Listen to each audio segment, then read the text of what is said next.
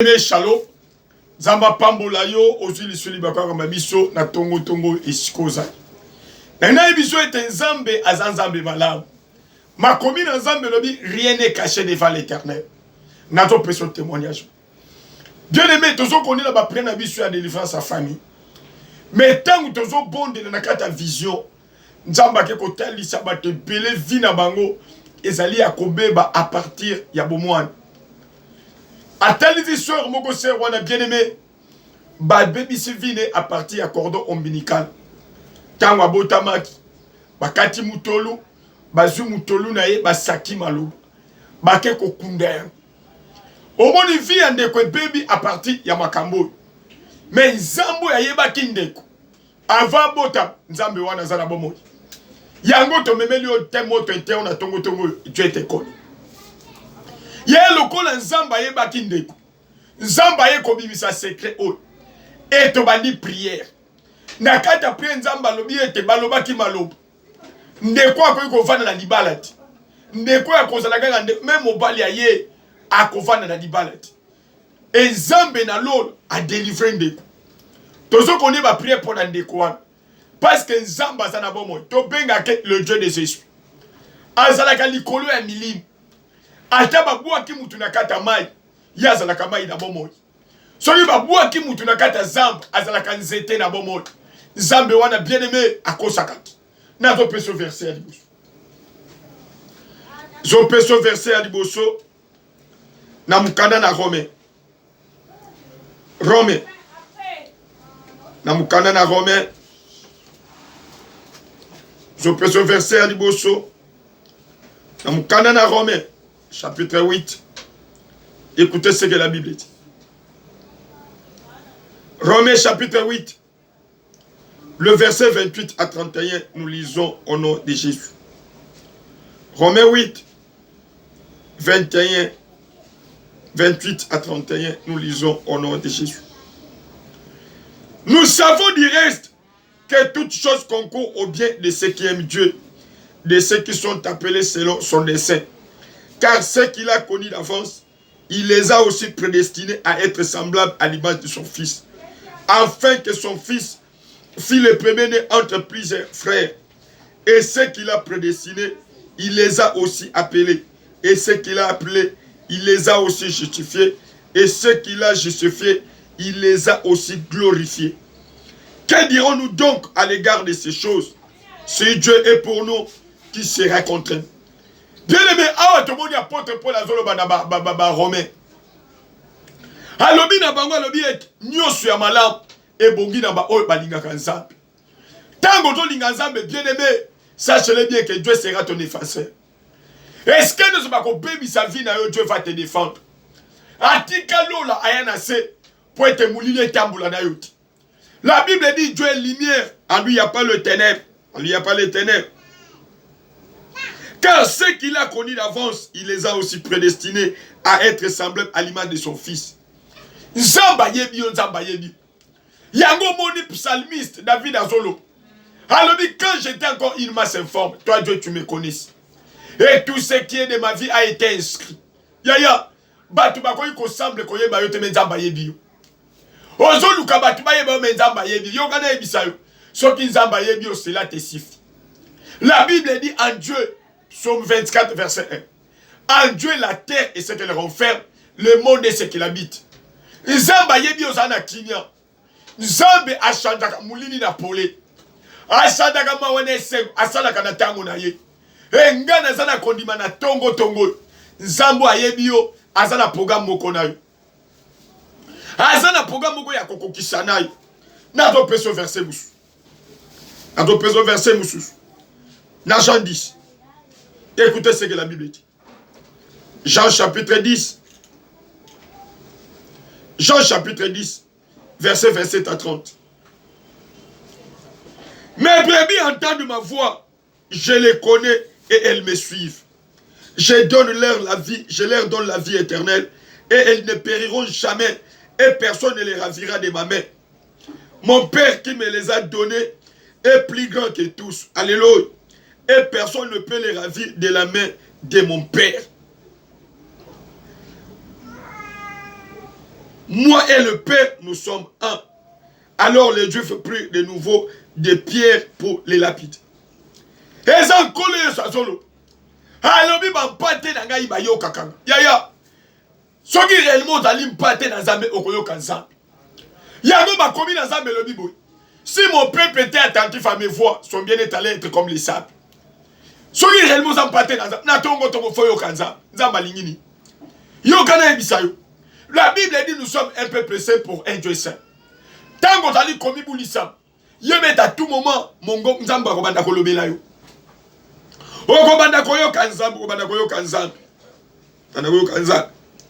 Je leur donne la vie éternelle.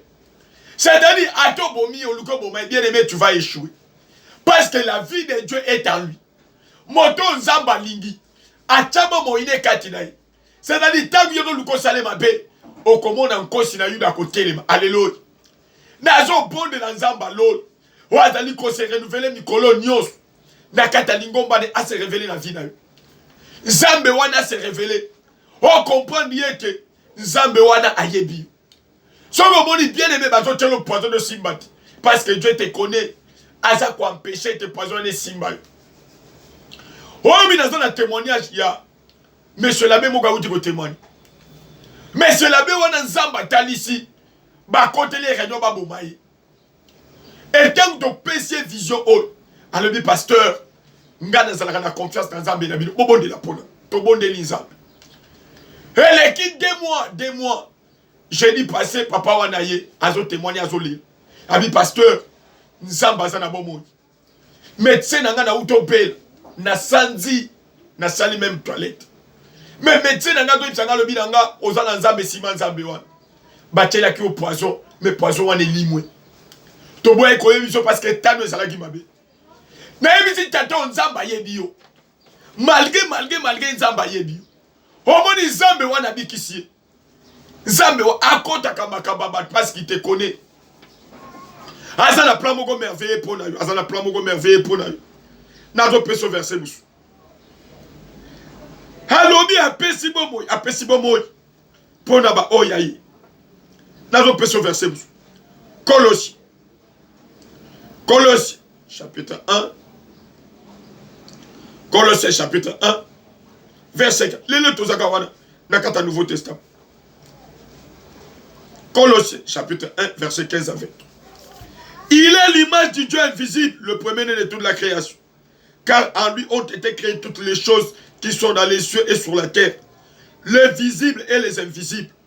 Trône, dignité, domination, autorité. Tout a été créé par lui et pour lui. Il est avant toute chose. Et toutes choses subsistent en lui. Il est la tête du corps de l'Église. Il est le commencement, le premier-né d'entre les morts, afin d'être en tout le premier. Car Dieu a voulu que toute plénitude habitât en lui. Alléluia. Il a voulu par lui réconcilier tout avec lui-même, tant ce qui est sur la terre que ce qui est dans les cieux, en faisant la paix par lui, par le sang de sa croix. Et vous qui étiez autrefois étrangers, et ennemi par vos pensées et par vos mauvaises œuvres, il vous a maintenant réconcilié, alléluia, par sa mort dans le corps de sa chair pour vous faire paraître devant lui saint, irrépréhensible et sans reproche. Alléluia. Zamba Zali Kolobalobiet. Je n'ai jamais dit à mon peuple de les chercher en vain. Yo, Ozo Lukanzambe, Ozo Lukanzan. Dieu t'a réconcilié avec son fils. Afin qu'on défende à tout moment, ça qu'on défende à tout moment. Il a voulu par lui réconcilier tout avec lui-même. Maintenant, dans Koloyes Oyon Dimela, Nzamba réconcilier yo. Yaya, ce qui est à longa, yo peut follow. Yo peut follow. La Bible dit tel qu'il est, tel que nous devons être. Tel qu'il. Oh, mais bien aimé, toujours vivre. Makabako kamona katalingo banaï. Parce que la croix est réelle. Misala de Koulous, c'est la li komo nisam. Yeho ya kogiza nos de Koulous. Azali komimo nisam na vie abat. Yaya nzamba yebio. Ayebio. Ayebio kaka pambati. Il a un plan merveilleux pour nous. Il a un plan merveilleux. A réconcilier au pambati, a réconcilier au pambati. Pour être misala de Koulous. Et mo nisam na vie na. Et mon isama na vie na yo. Na do personne verset monsieur. To kemba un ancien testament. Kemba un ancien testament. Am kanana Jérémie. Jérémie chapitre 1. Verset 4 à 10. Écoutez ce que la Bible. La parole de l'Éternel me fut adressée en ces mots. Avant que je t'eusse formé dans le ventre de ta mère, je te connaissais. Et avant que tu fusses sorti de son sein, je t'avais consacré, je t'avais établi prophète des nations. C'est toujours Dieu qui parle. Il parle à son serviteur Jérémie. Aujourd'hui, ça Jérémie tes alliés. Zambazolo balobiet. Avant yo kote na libumu ya mama na yo, ya ibaki. Na posaka question moko l'église c'est pas ma parent. Avant papa na mama balingana. Moi nazalaki wapi. Moi nazalaki wapi. Eza question à réfléchir. Yo zo la nango to lobete ba baby sifi na yo. Ba pona ka famille te ba pona. Nzambe na kota na famille, mais c'est lui qui nous a créé. Avant yo kota na famille wana, ozalaki wapi. Ozalaki wapi. Alobi ete lobi na linga ki ngai nzambe na yebaki. Ngai nzambe na ponaki. Ah zolo banaje. Mais les a Jérémie tezali. Nzamba ponaki. A établissaki yo pose la mukila te boza la mutu. Dieu. Nzamba koto na sika pambati. A koto na sika po ete na nzela na yo misala ne kuluse mona. Na nzela na yo batu ba sepela. Nzamba lingi yo. Ouais, bien aimé, to sala délivrance ya sœur mon sœur wana. Azo mona milimu mabe na ndak. Mais sœur wana a outi na famille musulmane. Mais yango empêché de Saint-Esprit. Ani monisa. Mbouya na Nzambe la te asala mikila poto kaka na téléphone. To bondeli Nzambe, Dieu l'a libéré. Lelo sœur wana zo témoigner Nzambe. Azo témoigner misale kulusu. Yo pe na tongo te yo pe ko témoigner ça. Ko témoigner ça. Halobi avant que tu fisses né. Ngai Nzambe na yebaki. Avant que je t'eusse formé dans le ventre de ta mère, c'est-à-dire Nzamba lo yenda formera mwana na libuma maman. Yango mona ka mutu. Azo yeba kazana nzemi na retard. Nzambe nda koti mwana. Avant que je t'eusse formé dans le ventre de ta mère, je te connaissais. Et avant que tu fusses sorti de son sein, je t'avais consacré. Il y a des choses que Dieu avait déjà préparées avant même Yobota. Nazo bon de la Nzambo ayebio animo nisam. Moulilio ezala kolando etika yo na kombo na Yesu. Yo baloba. Ba bebisa ke yo kobotati. Oko balati. La Bible dit Dieu n'est pas un fils de l'homme. Batunde baloba, mais Zamenda lobati. Zambe to benga kay le Dieu de Jésus. Nazo bonde, misala ne kuse mon tamana fina. Lui qui sait redescendre ce qui est courbé. A redescendre sur la vie na yo na kombo na Yesu. Oza la prémisse ya témoignage. Ya misala ne nane o. Zambe wana se kisayo. Atika lola ya bien aimé pour esengwe tambola na yo. Tika mupepe na Nzambe souffler. Eska bakunda kiyo. Nguya na Nzambe kit. Ebimisa yo na kombo na Yesu. Ozo mona bien aimé. Yesu akufi bache na got bache libango. Balobi te po abimat. Mais puissant na Nzambe tangwe kit. E pandi libango. E kwa isi même basoda. E tambola na vie na yo. Oza la libérer na kombo na Yesu. Batu ba yebi yo te Nzamba yebi yo. Tika ete Nzambo ayebi yo. Asala yo ngolu. Na tongo. Ozanga témoignage te. Na kombo na Yesu. To bondeli bongo. Amen.